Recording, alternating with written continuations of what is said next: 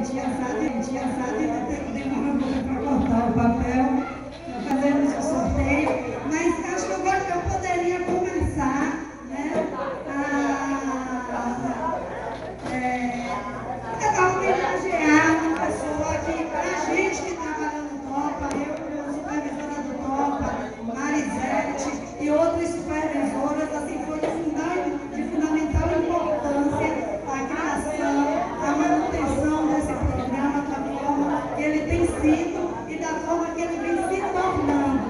Que estamos saindo das barreiras da sala de aula, né, Marisete?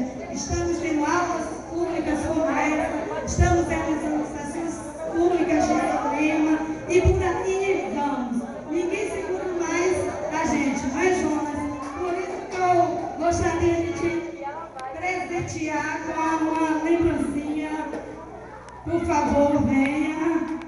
Não é despedida, porque você, assim como eu, saiu do Topa, mas o Topa não saiu de vocês. Eu só saí do Topa institucionalmente.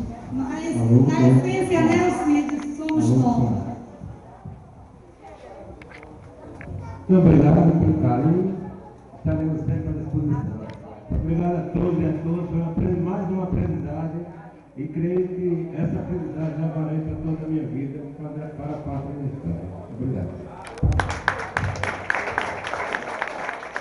Vamos, meninos do samba de roda, preparando aqui os instrumentos, os filhos de Oxóssi.